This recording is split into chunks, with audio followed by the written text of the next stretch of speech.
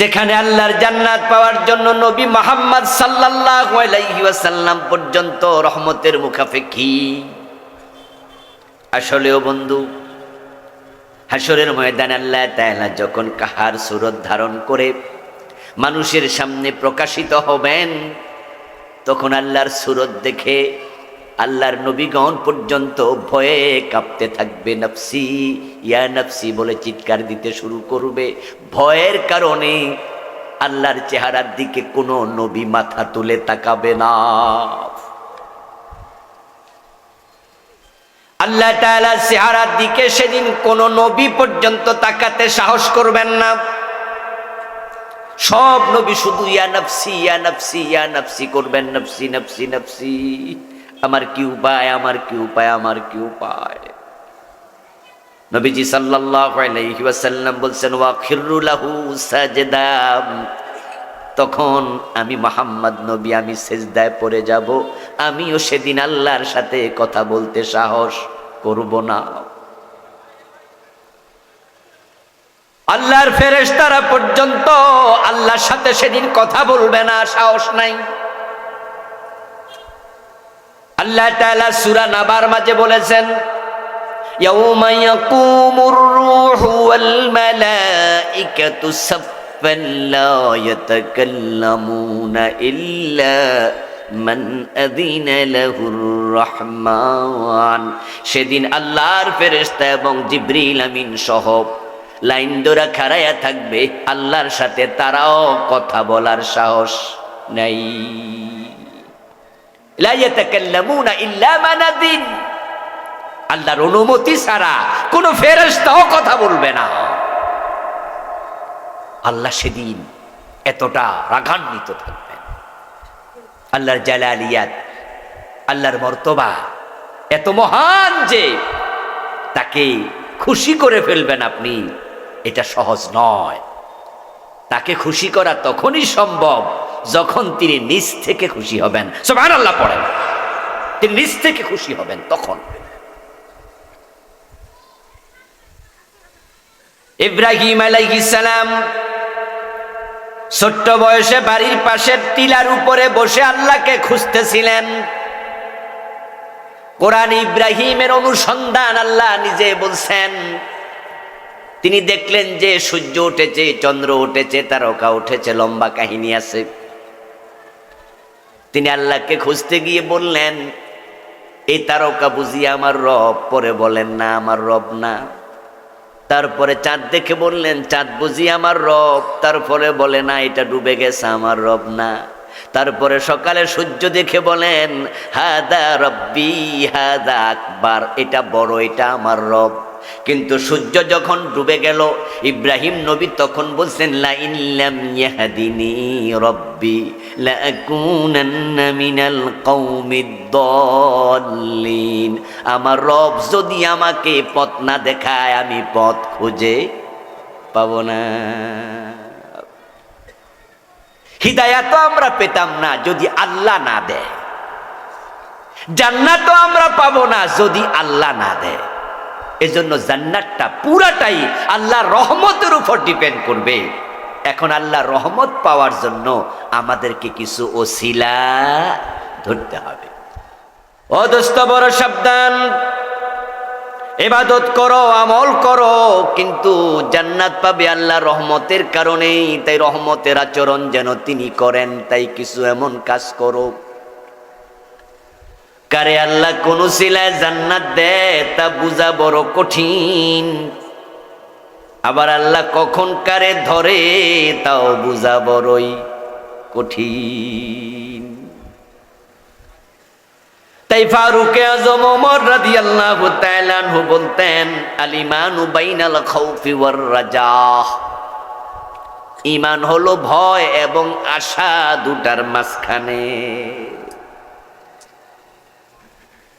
আপনি আল্লাহর উপরে বিশ্বাস রাখেন, ভরসা রাখেন এবং মনে মনে বলেন আমার রব এত মহান, তার মতো গাফফার কেউ নাই, রহমান নাই। এজন্য আশাবাদী, যতই গুনাহ আমি করি তিনি হয়তো আমারে ক্ষমা করে দেবেন। আমার মতো একজন নগান্ড, একজন নগণ্য নাখান্দা এই ছোট্ট মানুষটারে দোজকে দিয়ে আল্লাহর তো কোনো লাভ নাই।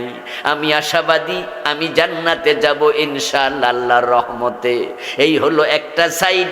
আর একটা হলো, যদি আল্লাহ আমারে দোজকে ফালাইয়া দেয়, তাহলে কেন ফালাইলা এ প্রশ্ন করার ক্ষমতা কারো নেই। একটা সামান্য ভালো কাজ কোন ভালো মানুষের আমি আল্লাহ কখনো নষ্ট করবই না। সে যা করবে, ওমান ইয়ামাল মিসকালা যাররাতিন খাইরান ইয়ারা, মিসল একবারে সামান্য পরিমাণ, যাররা মিসকালা যাররা, যাররা মানে পরমাণু, অণু, যেটা খালি চোখে দেখা যায় না। ওই পরিমাণ ভালো কাজ করবেন, আপনি পাবেন। আবার যারা অপরাধ করবে, সামান্য পরিমাণ অপরাধ করলে সেটাও সে দেখতে পাবে, যদি আল্লাহ ক্ষমা না করে। তাহলে আমার এই 3-4-5 মিনিটের বক্তৃতা আমি যেটা বুঝাতে চাইলাম, সেটা হচ্ছে আপনার দুনিয়ার উপর আখেরাত নির্ভর করবে। এখন আখেরাতে আমরা আল্লাহর সামনে যাব, যেই আমল আমরা করছি, এই আমলগুলা যদি আল্লাহর দরবারে কবুল না হয়, তাহলে এই আমল দিয়ে কিন্তু মুক্তি মিলবে না। কবুল হলেই আপনি রেজাল্ট পাবেন, যত নেক আমল আপনি করছেন। কিন্তু কবুল হলো না, তাহলে তো আল্লাহর কাছে এর বিনিময়ের আশা করা যায় না। এখন আমাদের আমলগুলো কবুল হওয়ার মান মতো আমরা করতে পারছি কিনা। আমল যদি হয় ত্রুটিযুক্ত, তাহলে কবুল কেমনে হবে? আপনি নামাজ পড়ছেন, কিন্তু নামাজে আপনার মন নাই, নামাজ থেকে মন বাহিরে চলে গেছে। তো হাদিসে পাওয়া যায়, ব্যক্তি যখন নামাজে দাঁড়ায় তখন আল্লাহ তাআলা তার দিকে তাকাই থাকে। তো আপনার দিকে আমার দিকে আল্লাহ তাকিয়ে আছেন, আর আমি নামাজে দাঁড়াইয়া আমার মন পাঠাই দিছি বাজারে। তখন আল্লাহ তাআলা বলেন যে, তাহলে বোঝা গেল তোমার কাছে আমি আল্লাহর সাথে সংলাপের চেয়ে, আমার ইবাদত একনিষ্ঠভাবে করার চেয়ে বাজারের গুরুত্ব বেশি। আল্লাহ তাআলা এই নামাজটার কেন নেবেন? এটা তো ত্রুটিযুক্ত হয়ে গেল। আপনি নামাজ পড়ছেন ঠিক, কিন্তু আপনার কাপড়ের মাঝে হারামের সংশ্লেষ আছে। কেনা কাপড়ে হারাম টাকা আছে। নামাজের জন্য 13টা শর্ত, 13টা ফরজ আর কানা হাকাম। 13টা ফরজের মাঝে 3টাই হলো পবিত্রতা। 1 নম্বরে শরীর পাক, 2 নম্বরে কাপড় পাক, 3 নম্বরে নামাজের জায়গা পাক।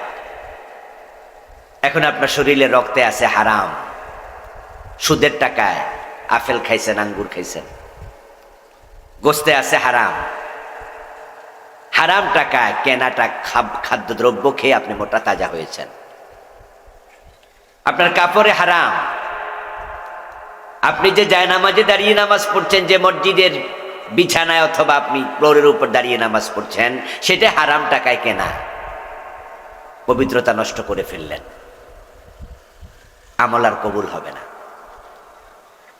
قال رسول الله صلى الله عليه وسلم من اشترى ثوبا ب10 دراهم فيه درهم حرام لم يقبل الله له صلاته ما دام عليه।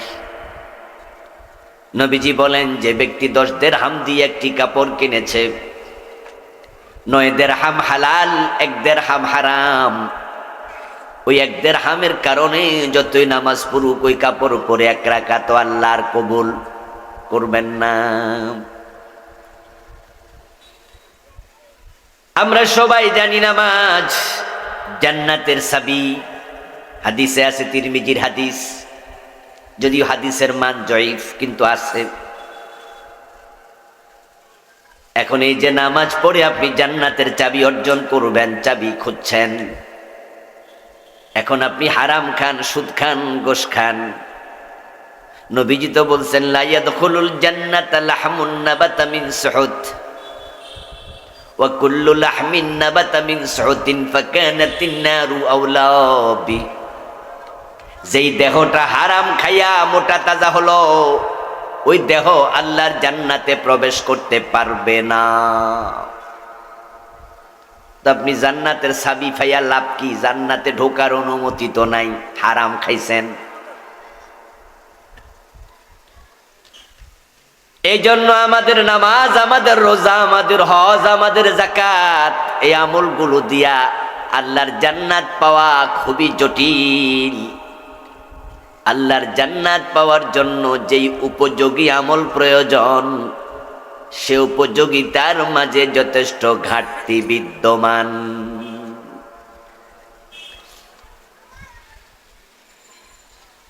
দুই রাকাত নামাজ এমন পড়েছেন জীবনে যে দুই রাকাতে মন একবারও নামাজের বাহিরে যায় নাই, এমন দুই রাকাত, 4 রাকাত কয়দিন পড়ছেন হিসাব করেন তো।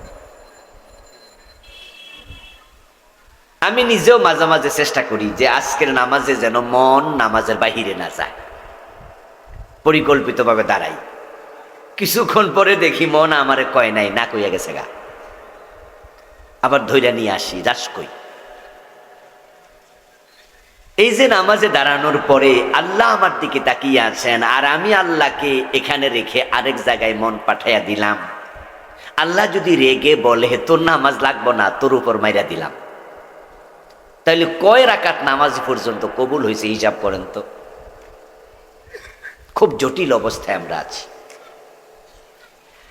এই জন্য নবীজি সাল্লাল্লাহু আলাইহি ওয়াসাল্লাম একদিন সাহাবায়ে কেরামকে বললেন, লাইয়ুনজি আহাদাম মিনকুম আমালুহু,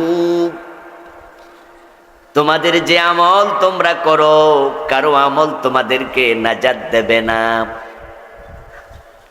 নাজাত পাওয়ার জন্য যেই রকম আমল করা দরকার এটা তোমরা করতে পারবে না। তোমাদের আমলগুলো ত্রুটি যুক্তই হয়, ত্রুটি মুক্ত কম। আল্লাহ যদি এগুলো শক্ত কইরা ধরে, তাহলে জান্নাত পাওয়ার সুযোগ আমল দিয়ে তোমরা পাবেই না। তবে আমল করো। ইমালু কুল্লুন মুয়াসসারুন লিমা খুলিকা লাহ, যাকে জান্নাতের জন্য আল্লাহ বানাইছে তার জন্য জান্নাতের আমল করা আল্লাহ সহজ করবে। যাকে জাহান্নামের জন্য বানাইছে তার জন্য জাহান্নামের আমল করা আল্লাহ সহজ করবে। এখন তুমি যদি জান্নাতে যেতে চাও, তোমার তাকদিরে জান্নাত রাখে আল্লাহ, তাহলে জান্নাতমুখী কাজ করা তোমার জন্য সহজ, আমল করো। তবে শুনিও, মনে কইরো না আমল করলে তুমি জান্নাত পেয়ে যাবে। যেই মান সম্পন্ন আমল দরকার, ওই আমল তোমরা করতে পারো না, পারবা না, এ সামর্থ্য তোমাদের সবার নাই। অথবা রাসূলুল্লাহ সাল্লাল্লাহু আলাইহি ওয়াসাল্লাম বুঝালেন, আল্লাহর যত নিয়ামত আছে ওই নিয়ামতের মোকাবেলায় আমল করার পরিমাণ তোমাদের কম। এই জন্য দুনিয়ায় যে নিয়ামত ভোগ করো, ওই নিয়ামতের মোকাবেলায় তো আমল সমান হয় না। তাহলে আখেরাতে জান্নাত পাবে কেমনে?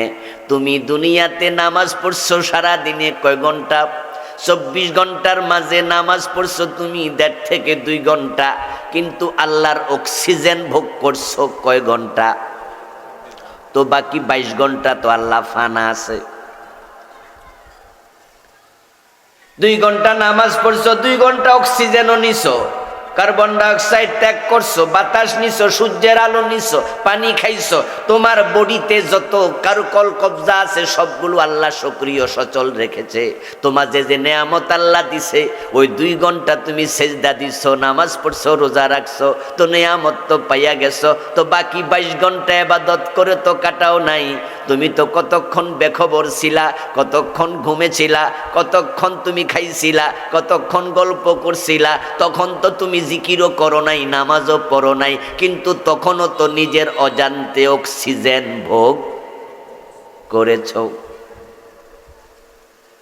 তো দুনিয়ায় তুমি যে ইবাদত করছো, ইবাদতের মোকাবেলা আল্লাহর যত নিয়ামত, ওই নিয়ামত তো পাইয়েই গেছো, তো আখিরাতে আর জান্নাত খোঁজো কি দিয়া? এই কথা শুনে সাহাবারা বললেন, ইয়া রাসূলুল্লাহি আওয়ালা আনতা, হুজুর আমাদের আমল কম, আমাদের আমল ত্রুটিযুক্ত, এজন্য আমরা আমল দিয়ে জান্নাত পাবো না বুঝলাম, কিন্তু আপনি তো অনেক বেশি নেক আমল করেন, আপনি তো সারাক্ষণ আল্লাহর জিকিরে রত থাকেন, তাহলে বোঝা যায় আপনি আমল দিয়ে জান্নাত পেয়ে যাবেন। আওয়ালা আনতা ইয়া রাসূলুল্লাহ? ক্বালা লা, রাসূল বলেন না, আমল করে আল্লাহকে খুশি করে তারপরে আমলের দ্বারা জান্নাত পেয়ে যাওয়া আমার পক্ষেও সম্ভব না। তবে ইল্লা আইয়াতাগাম্মাদানি আল্লাহু বিরাহমাতিহি, আমি জান্নাত পাবো কারণ আল্লাহ আমাকে রহমতের চাদর দিয়ে ঢেকে রেখেছেন।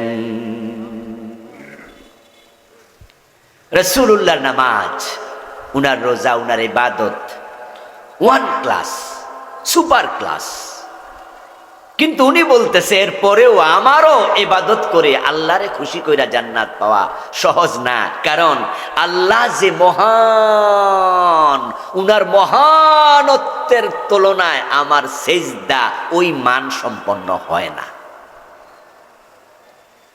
এজন্য আল্লাহকে খুশি করার মতো ইবাদত আমিও পারি না, তবে জান্নাত আমি পাবো আল্লাহর রহমতের কারণে। এই হাদিসের শেষ অংশটা ভেরি ভেরি ইম্পর্টেন্ট। নবীজি জান্নাত পাবেন আমল দিয়ে না আল্লাহর রহমত দিয়ে? তাহলে যার আমল সুপার ক্লাস, উনি যদি রহমত দিয়ে জান্নাত পায়, তাহলে আমাদের আল্লাহর জান্নাতের জন্য রহমত কম দরকার না আরো বেশি দরকার? আরো অনেক বেশি দরকার। কিন্তু কিছু মানুষ হাসরের ময়দানে আল্লাহর সামনে যাবে, যাদের দিকে আল্লাহ রহমতের নজরে তাকাবিনি না। কিছু মানুষের দিকে হাসরের দিন আল্লাহ তাকাবেন না, ফিরবেন না, তাদের সাথে কথাই বলবেন না। যেখানে আল্লাহর জান্নাত পাওয়ার জন্য নবী মুহাম্মদ সাল্লাল্লাহু আলাইহি ওয়াসাল্লাম পর্যন্ত রহমতের মুখাপেক্ষী। আসলেও বন্ধু, হাসরের ময়দানে আল্লাহ তাআলা যখন কাহার সুরত ধারণ করে মানুষের সামনে প্রকাশিত হবেন, তখন আল্লাহর সুরত দেখে আল্লাহর নবীগণ পর্যন্ত ভয়ে কাঁপতে থাকবে। নফসি ইয়া নফসি বলে চিৎকার দিতে শুরু করবে। ভয়ের কারণে আল্লাহর চেহারার দিকে কোনো নবী মাথা তুলে তাকাবে না। আল্লাহ তাআলার চেহারার দিকে সেদিন কোন নবী পর্যন্ত তাকাতে সাহস করবেন না।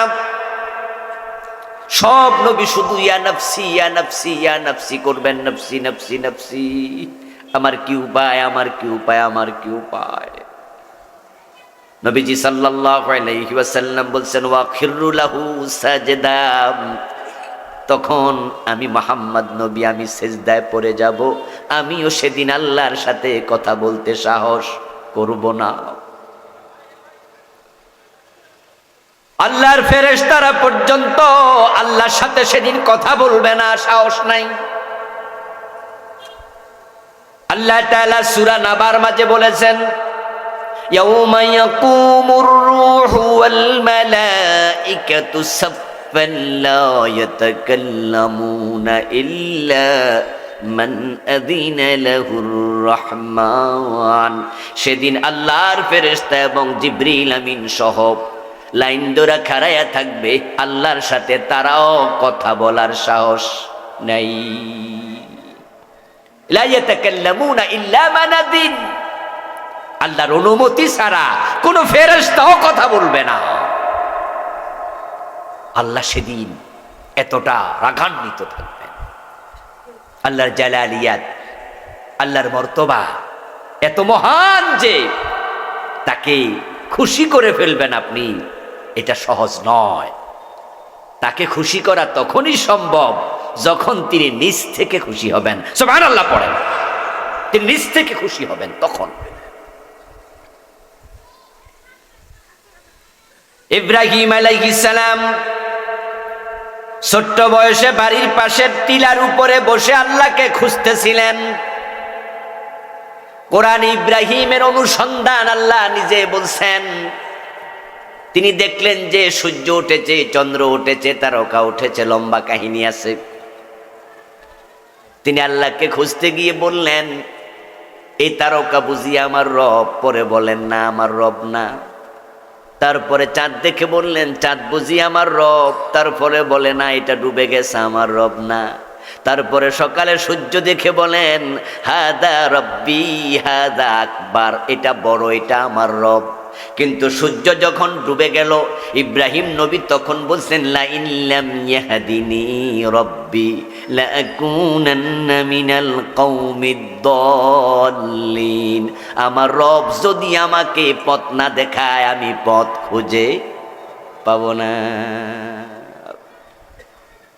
হিদায়াত আমরা পেতাম না যদি আল্লাহ না দেয়, জান্নাত আমরা পাবো না যদি আল্লাহ না দেয়। এজন্য জান্নাতটা পুরাটাই আল্লাহর রহমতের উপর ডিপেন্ড করবে। এখন আল্লাহর রহমত পাওয়ার জন্য আমাদেরকে কিছু ওসিলা ধরতে হবে, কিছু ভালো কাজ করতে হবে, কিছু আমল করতে হবে। কোরআন হাদিস যেটা বলে সেটা মানতে হবে। আর মানার সময়ও চিন্তা থাকবে, এই যে মানতেছি এটা দিয়ে জান্নাত মিলে যাবে তা না, বরং এটা মাইনা আমি আল্লাহরে খুশি করতে চাই, তিনি যেন রহমত দিয়া জান্নাত দেয়। সুবহানাল্লাহ। কনসেপ্ট যেন ক্লিয়ার থাকে ইসলাম মানার ক্ষেত্রে। কনসেপ্টে ভুল হলে খবর আছে। শয়তানের অহংকার শয়তানকে শেষ করে দিছে। এখন আপনি তাহাজ্জুদ পড়া যদি আপনি মনে মনে ভাবেন, আমি যে তাহাজ্জুদ পড়ি, বেহেশত আল্লাহ আমারে না দিয়া আর কারে দিব, তাহলে আপনি শেষ। আর আপনি চুরি কইরা, ডাকাতি কইরা যদি আপনি মনে মনে ভাবেন মদ খাইয়া, যে আমি যে মদ খাইছি আমার জায়গা দোজখেও নাই। কিছু মানুষ কয় না যে আমি যে অপরাধ করছি, বেহেশত দূরের কথা, আমার জায়গা কই, জাহান্নামেও আমার জায়গা নাই। আমি খুব খারাপ মানুষ, আল্লাহ তুমি আমারে মাফ না করলে আমার উপায় নাই। অহংকারী আবেদের চেয়ে অনুতপকারী পাপিষ্ঠ আল্লাহর কাছে প্রিয়। অহংকারী আবেদ আল্লাহর কাছে ঘৃণিত, অনুতাপকারী পাপী আল্লাহর কাছে পছন্দের। কনসেপ্টটা ক্লিয়ার লাগবে। এখন আমাদের দেশে যারা একটু ভালো ইবাদত করে, তারা কিন্তু অন্যের তুলনায় নিজের কি মনে করে, জান্নাতি জান্নাতি, এটা ভাব, ফ্লেভার নিজের মাঝে খুঁজে। এই জন্য দেখবেন যে কিছু আলেম ওলামাও আছে, অমুক কাফের, তমুক ফাসেক। কাফের ফতুয়া দিতে 1 সেকেন্ড দেরি করে না, ঠিক না? ও বোঝে কি, তো বোঝে কি, মানে সব আমি বুঝি। ভাব এমন যে জান্নাতে শুধুমাত্র যাইতে পারতেছি না, না মইরা মরলে বেহেশত নিশ্চিত। মানে ভাবসাব হলো বেহেশত আল্লাহ আমারে না দিয়া আর কারে দেবে। ও দোস্ত, বড় সাবধান। ইবাদত করো, আমল করো, কিন্তু জান্নাত পাবে আল্লাহর রহমতের কারণেই। তাই রহমতের আচরণ যেন তিনি করেন, তাই কিছু এমন কাজ করো কারে আল্লাহ কোন সিলায় জান্নাত দেয় তা বুঝা বড় কঠিন। আবার আল্লাহ কখন কারে ধরে তাও বুঝা বড়ই কঠিন। তাই ফারুকে আজম ওমর রাদিয়াল্লাহু তাআলা আনহু বলতেন, আল ঈমানু বাইনাল খাউফি ওয়ার রাজা। ঈমান হলো ভয় এবং আশা দুটার মাঝখানে। আপনি আল্লাহর উপরে বিশ্বাস রাখেন, ভরসা রাখেন এবং মনে মনে বলেন, আমার রব এত মহান, তার মতো গাফফার কেউ নাই, রহমান নাই।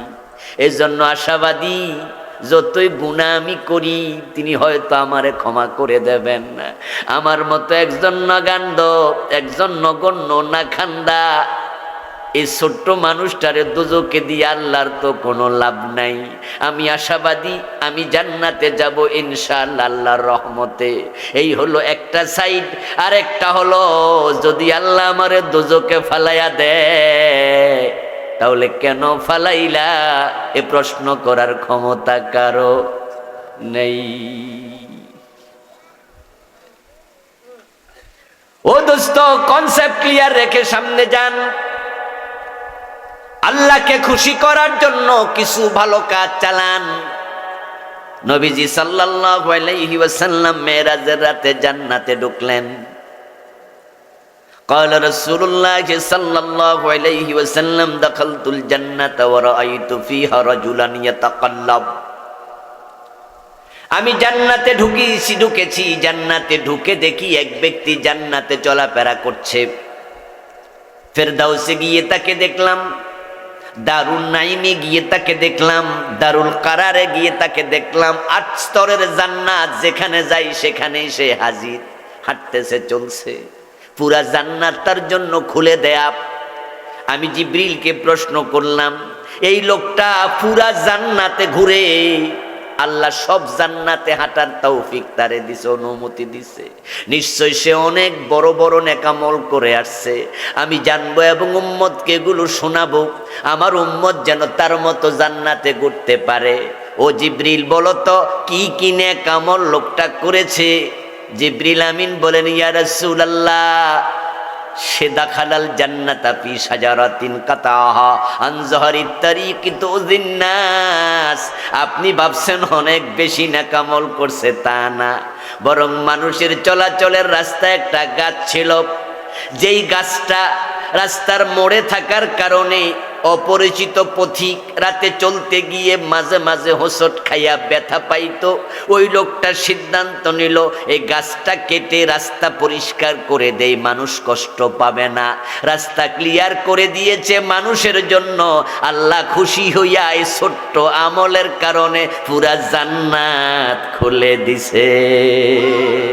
কি আশ্চর্য হাদিস! এই সামান্য কামিকা এটা হয়ে গেল।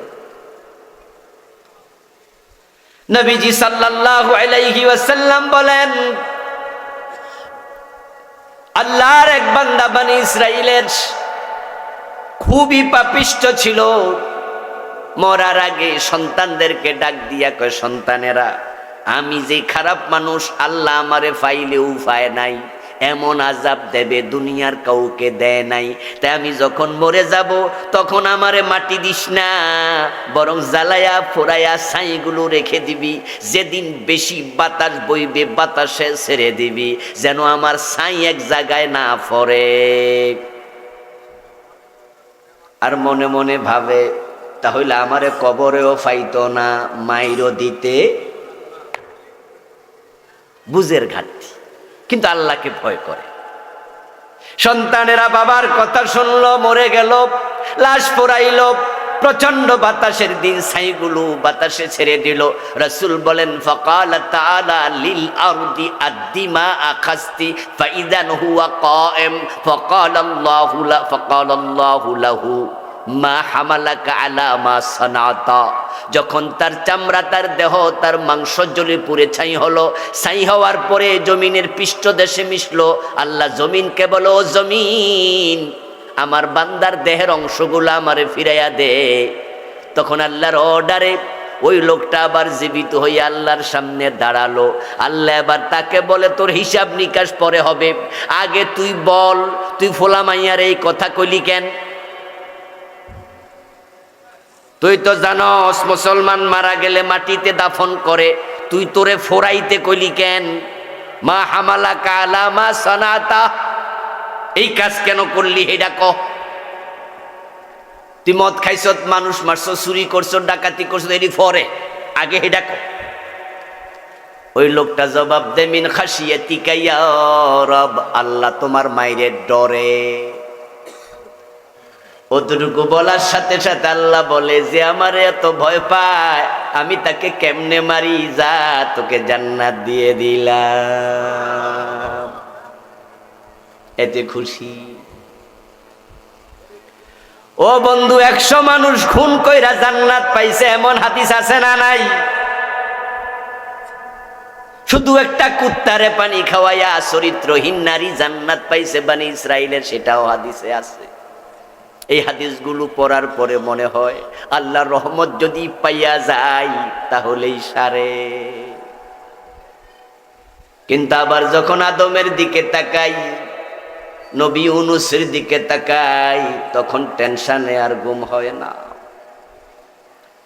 আদমের মতো নবী, যাকে আল্লাহ নিজ হাতে বানায়া ফেরেশতা দিয়া সিজদা করাইছে, ওই আদম নবী জান্নাতে আল্লাহর কয়টা কথা শোনে নাই? কাপড় চোপড় আছে না খুললা নিছে? খুলে নিয়ে গেছে। বলছিল আদম ওই গাছের কাছে যেও না, ফালা তাকরাবা হাযিহি শাজারা ফাতাকুনা মিনাজ জালিমিন, ওই গাছের কাছে যাইও না। আদম হাওয়া গেছে, সাথে সাথে জান্নাতের পোশাক আল্লাহ কাইরা নিয়ে গেছে, ল্যাংটা বানাইয়া দিছে। তারপর দুইজনে মিলে রব্বানা যালামনা আনফুসানা, আল্লাহর কাছে কথা কইয়া কইয়া ক্ষমা চাইছে। আল্লাহ ক্ষমা করছে, কিন্তু জান্নাতে থাকতে দেয় নাই। দুইজনকে কই যাওগা যাওগা, বেরিয়ে যাও, দুনিয়ায় যাও। এই কাহিনী আল্লাহ কোরআনে শুনায়া আমাদের বুঝায়, তোমাদের বাবা আদম, তোমাদের মা হাওয়া আমার একটা কথা শোনে নাই। আমি জান্নাতের কাপড় খুললা রাইখা দিছি, জান্নাত থেকে বের করে দিছি, আর তোমরা ডজন ডজন গুনাহ কইরা আমার জান্নাতে আসবা, স্বপ্ন দেখা লাভ নাই। ইউনূস আলাইহিস সালাম আল্লাহ মাছের পেটে 40 দিন বন্দী করছিল। মাছের পেটে গিয়া ইউনূস নবী বলছে, লা ইলাহা ইল্লা আনতা সুবহানাকা ইন্নী কুনতু মিনাজ জালিমিন। আল্লাহ, আমি জুলুম করছি, অন্যায় করছি। ইউনূস নবী কোন অন্যায় করছিল? তাফসীর পড়ুন। ইউনূস আলাইহিস সালাম বড় কোনো অন্যায় করে নাই, সামান্য সামান্য ভুল। আল্লাহ কাউকে কাউকে সামান্যর জন্য ধইরা বসবে, উপায় নাই। ইউনূস আলাইহিস সালামের নবুয়তের এলাকা ছিল ইরাকের নিনুয়া নামক অঞ্চলে, ফোরাতের এই তীরে। কোনো একদিন হযরত ইউনূস আলাইহিস সালাম উনার কিছু উম্মতের পক্ষ থেকে বেয়াদবির আশঙ্কা করলেন। ভাবলেন তারা উনার সাথে রাফ বিহেভ করতে পারে, উনার গায়ে হাত দিতে পারে।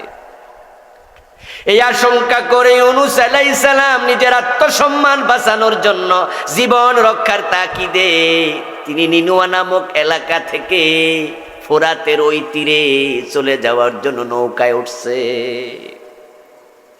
উনার দাওয়াতের অঞ্চল ছিল নিনুয়া, এখন তিনি চলে যাচ্ছেন। উনাকে সে অঞ্চলে দায়িত্ব দিছে কে? তো আল্লাহর সাথে পরামর্শ করা কি দরকার নাই?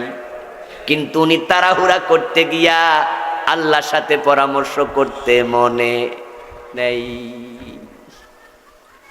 উনি আল্লাহকে বলতে পারতেন, আল্লাহ, আমার উম্মতের ওই লোকেরা তো আমারে মারার জন্য নাকি লাঠিসোঁটা নিয়ে আইতাছে, এখন আপনি কি বলেন, আমি কি মাইর খাইয়া থাকবো নাকি একটু চলে যাব? কিন্তু আল্লাহরে না জিগাইয়া রওয়ানা দিছে, নৌকার মাঝে উঠছে। আল্লাহ কই, ইউনূস কোথায় যাও? অনুমতি নিছ? যাইতে পারবা না, মাছের পেটের।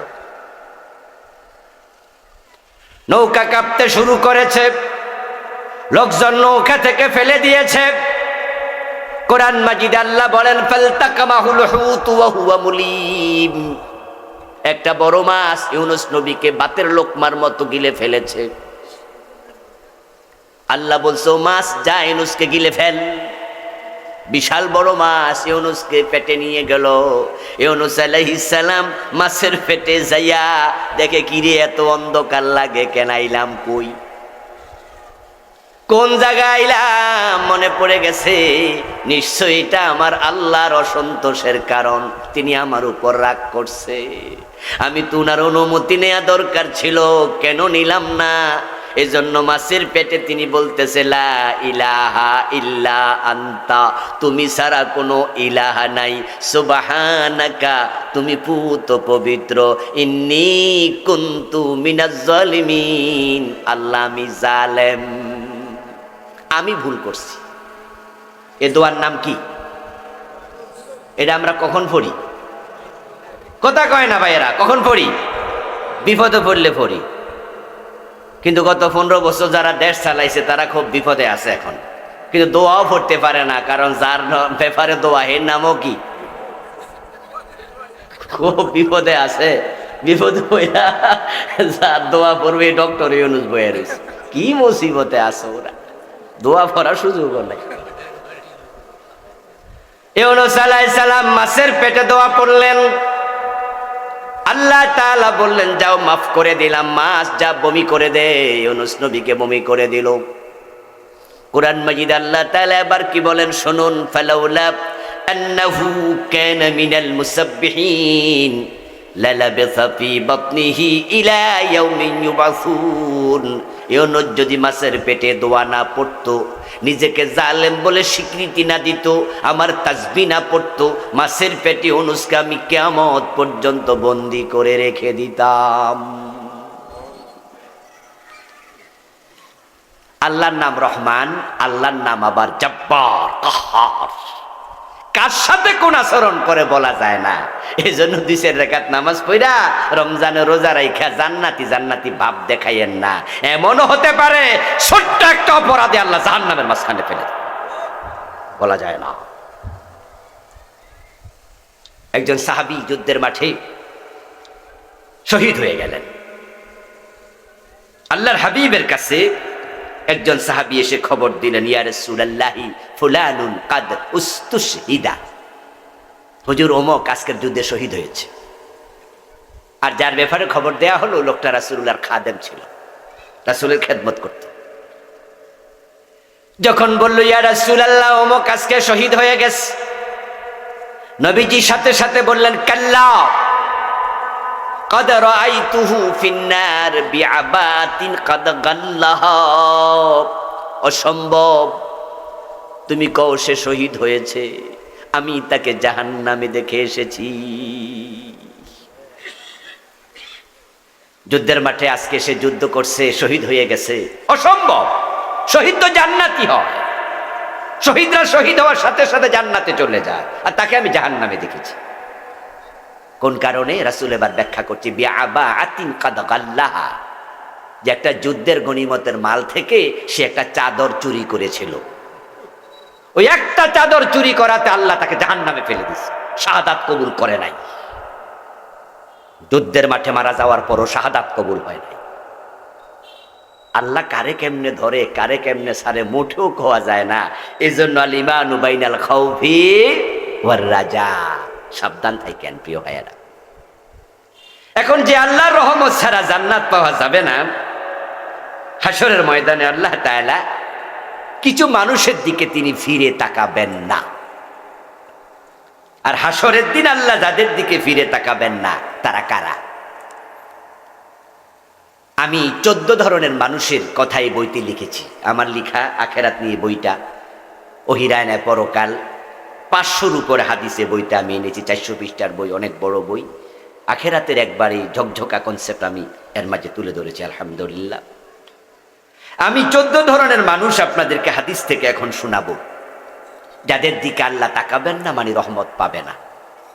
আর যারা রহমত পাবে না তারা জান্নাত পাবে না, খুব জটিল হয়ে যাবে সেদিন। এই 14 ধরনের মানুষ আপনি কিনা, আপনার নাম আবার সেখানে আছে কিনা, এটা একটু খুঁজবেন। আল্লাহ না করুক যদি আমাদের কারো নাম সেখানে থাকে, এখন তাওবা করে ভালো হওয়ার সুযোগ আছে না? আমরা ওখান থেকে আল্লাহ থেকে বলে নাম কাটাইয়া নিতে চাই। আপনি যদি রাজি হন, আল্লাহ রাজি হয়ে যাবে 1 সেকেন্ডে। আপনি রাজি হবেন যে অপরাধ আমি আর করব না, আল্লাহ ক্ষমা করতে 1 সেকেন্ডও দেরি করবে না। আল্লাহ এবং রাসূল তো রহমান, রাসূল রাহমাতুল লিল আলামিন, দুইজনের নামের সাথে রাহা মিম জড়িত। যখন মক্কা বিজয় হলো, আল্লাহর হাবিব তখন বললেন যে আজকের এই দিনে আমি তোমাদের সকলকে ক্ষমা করে দিলাম। আনতুম তুলাকা, তোমরা সবাই ক্ষমাপ্রাপ্ত। লা তাসরিবা আলাইকুমুল ইয়াউম, আজকে আমি কোনো প্রতিশোধ নেব না। ইল্লা ফুলানান ফুলানান ফুলানা, তবে হ্যাঁ অমক অমক অমক, তাদের ক্ষমা নাই। হাইসু ওয়াজাদতুমুহুম ফাকতুলুহুম, ও আমার সাহাবারা, এই যে কয়টা নাম বলছি ওদেরকে যেখানে পাও সেখানে কতল কর। নবীজি যাদেরকে ক্ষমা করলেন না তাদের মাঝে একজন ছিল ইকরামা ইবনে আবি জাহেল। আবু জাহেলের ছেলে ইকরামা। আবু জাহেল তো বদরের যুদ্ধের দিনে জাহান্নামে চলে গেছে, তার ছেলে ইকরামা বলছে ইকরামার ক্ষমা নাই, তার যেখানে পাও সেখানে কোপ দিয়া মেরে ফেলবা, কল্লা কেটে ফেলবা। এই খবর যখন ইকরামা শুনল তখন সে মক্কা থেকে বেরিয়ে পালাতে শুরু করলো। ইকরামা স্ত্রী রাসূলুল্লাহর কাছে হাজির হলো, ইয়া রাসূলুল্লাহ, আমি আবু জাহেলের পুত্রবধূ ইকরামা, আমি ইকরামার বউ আপনার কাছে আসছি, আমি কালেমা পড়ে মুসলমান হয়েছি। রাসূলুল্লাহ শুনে খুশি হয়ে গেলেন, বৌমা তুমি ইসলাম গ্রহণ করছো, মাশাআল্লাহ ভালো, তো তুমি আমাদের সাথে থাকো। এবার ইকরামার বউ কই, ইয়া রাসূলুল্লাহ, একটা প্রস্তাব আমার আছে, যদি আবু জাহেলের ছেলে ইকরামা যার ক্ষমা নাই আপনি ঘোষণা করছেন, যদি সেও কালেমা পড়তে রাজি হয় আপনি কি তাকেই ক্ষমা করবেন না? আমার রাসূল মুখের উপরে বলে দিলেন কালেমা পড়লে সেও ক্ষমা পেয়ে যাবে। এই কথা প্রিয় নবীর মুখ থেকে শুনে ইকরামার বউ একজন দাসকে সাথে নিয়ে ইকরামাকে খুঁজতে বের হয়ে গেলেন। এক পর্যায়ে খুঁজে এনেছেন এবং ইকরামা কালেমা পড়ে মুসলমান শুধু হয় নাই, ইকরামা থেকে বর্ণিত অনেক হাদিস পরে বড় সাহাবী হয়েছে। সুবহানাল্লাহ পড়ে। আল্লাহ এবং রাসূল এত ভালো, এত ক্ষমাকারী।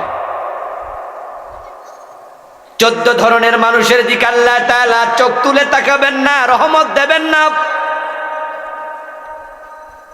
যদি আলোচনা শোনার পরে আমার নাম আপনার নাম সেখানে থাকে, আমরা তাওবা করে আজকে আল্লাহ তাআলাকে বলে সেখান থেকে মুক্তি নিতে চাই। আল্লাহ তৌফিক দান করো, বলেন আমিন। কোরআনে সূরাতুল বাকারার 174 নম্বর আয়াতে আল্লাহ বলেন, ইন্নাল্লাযীনা ইয়াকতুমুনা মা আনজালাল্লাহু মিনাল কিতাব, যারা এই কিতাবে নাজিল হওয়া ইলম গোপন করে, ওয়ায়াশতারুনা বিহি সামানান কালিলা, এবং আল্লাহর কিতাবকে অল্প মূল্যে বিক্রি করে, লা ইউকাল্লিমুহুমুল্লাহু ইয়াওমাল কিয়ামাহ, আল্লাহ কিয়ামতের দিন তাদের সাথে কোনো কথা বলবেন না, ওয়ালা ইউযাক্কিহিম, তাদেরকে ক্ষমা করবেন না, ওয়ালাহুম আযাবুন আলীম, তাদের জন্য কঠিন আযাব প্রস্তুত আছে। আল্লাহ যাদেরকে ক্ষমা করবেন না 14 জনের মাঝে 1 নাম্বার যে কোরআনের বিধান গোপন করে। কোরআনের বিধান গোপনকারী এমন লোকেরা হয় আলেম। যারা নন আলেম এরা তো কোরআনের বিধান অনেকে জানে না, আর গোপন করবো কি? হেরার কথা কইয়া লাভ নাই। যারা ইসলামের বিধানই জানে না হেরার কথা কইয়া লাভ কি? যারা জাহেল আছে, যারা অজ্ঞ আছে, কাল আনাম, ওরা তো গরু ছাগল।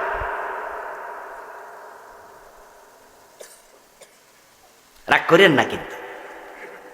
যারা জাহেল, ইসলামের বিধানই জানে না, তারা মানুষের পর্যায়ে আর থাকে না। লাহুম কুলুবুন লা ইয়াফকাহুনা বিহা, কলব আছে বোঝে না। ওয়ালাহুম আযানুন লা ইয়াসমাউনা বিহা, কান আছে শোনে না। ওয়ালাহুম আয়ুনুন লা ইউবসিরুনা বিহা, চোখ আছে তারা দেখে না। উলাইকা কাল আনাম, আল্লাহকে এগুলো গরু ছাগল। বালহুম আদাল, আরো খারাপ। এক হুজুর ওয়াজ করছিল যে ফজরের নামাজ যদি জামাতে না পড়া কাজা করেন তাহলে কিন্তু 80 হোক বা দুজক। কি কইলেন হুজুর? 1 ওয়াক্ত নামাজ কাজা করলে 80 হোক বা দুজক? হুজুর নামাজ আমি পড়ছি তো, তবে সূর্য ওঠার পরে পড়ছি। এটাই তো কাজা। ফজরের নামাজ কি সূর্য ওঠার পরে পড়ে না আগে? বিধান কি? তা আপনি পরে পড়ছেন কেন? বলে হুজুর ঘুম তো ধরছিল, উঠতে পারতাম, আলিশি লাগছিল। হুজুর কয় 80 হোক বা। হুজুর 80 হোক বা মানে কি? কয় মিয়া 2,88,00,000 বছর। হুজুর ফজরের নামাজ তো পড়ছি তার সময় ছাড়া, তাতে 2,88,00,000 বছর। 1 হোক বা, তাহলে 80 দিয়া পূরণ দিলে কত বছর? তো সলিমউদ্দিন যে নামাজই পড়ে না আমার স্বাস্থ্য ভাই, হুজুর হের কোনো হোক বাই নাই। গোপন কারা করে? যাদের এলেম আছে। যাদের এলেম নেই গোপন করবো কি? এই মামলার আসামি হবে 1 নাম্বার ওলামা, যেই ওলামারা আল্লাহর জমিন আল্লাহ দিন কায়েমের পক্ষে কথা বলে না।